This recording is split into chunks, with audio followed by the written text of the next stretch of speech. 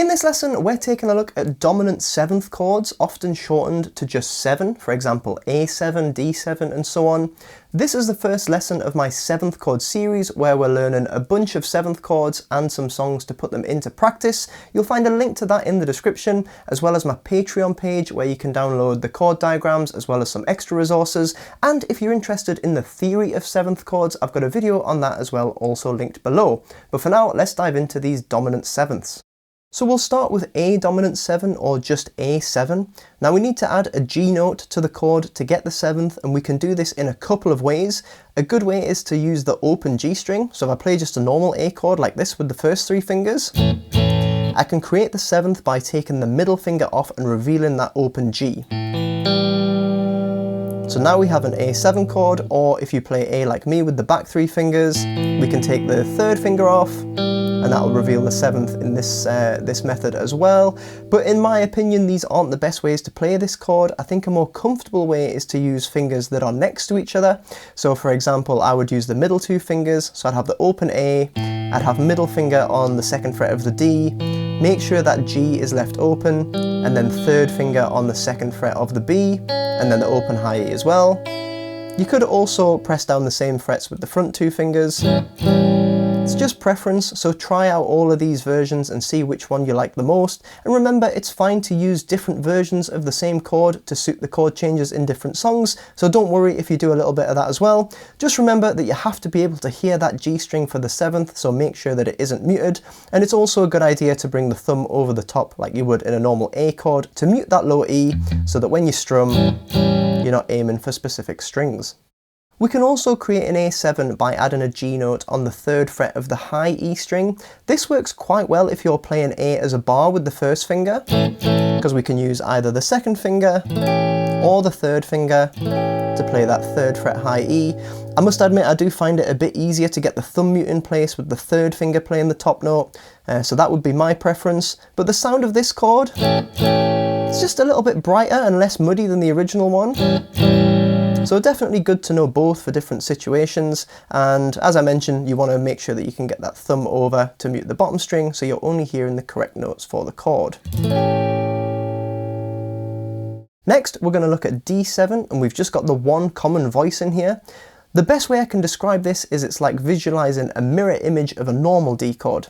So normal D chord, if I play that for you, it's like a triangle pointing towards the body of the guitar, but for D7 it's going to be like having a triangle that points towards the headstock of the guitar just on the top 3 strings.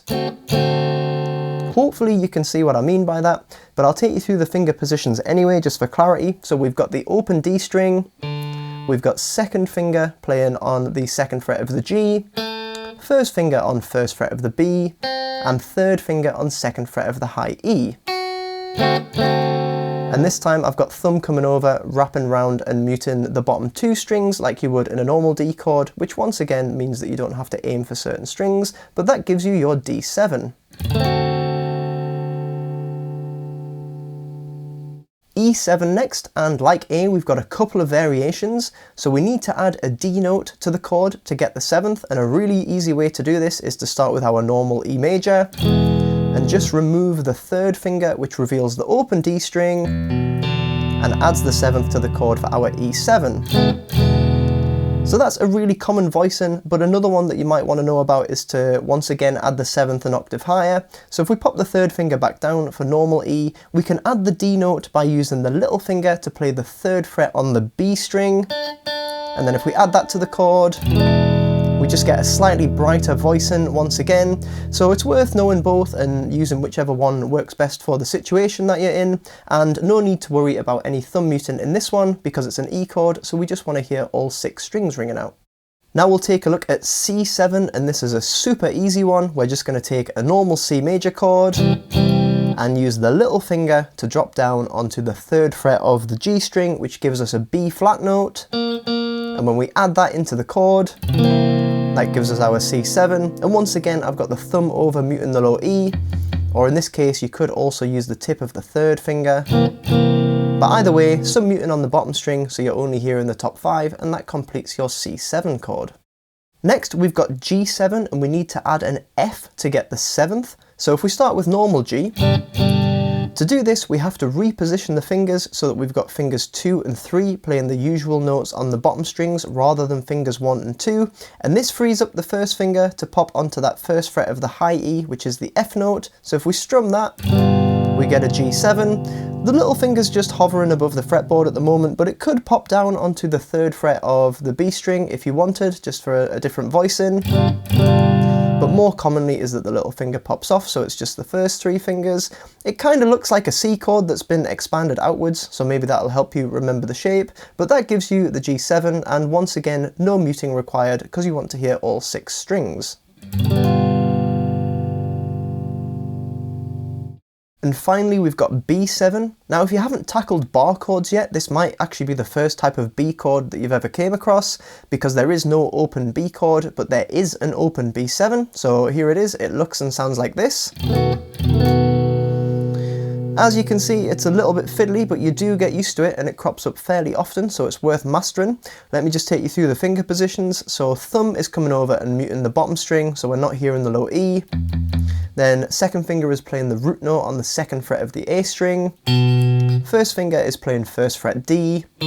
Third finger is playing 2nd fret G. It's hard to see from this angle, but I've actually got the open B string ringing out, which makes sense in a B7 chord. And then little finger is just popping onto the 2nd fret of the high E string there. So there's your 5 notes. So it is a little bit cramped, but as I say, you do get used to it and build the muscle memory. I suppose, like the C chord, you could also use the 2nd finger to mute the bottom string, as well as playing the root note. This might help avoid the 2nd finger lying a little bit too flat and touching the D string and muting that one, which is quite a common mistake when people are learning this chord. So that might be a good option if you have thick fingers, but there is your B7 chord.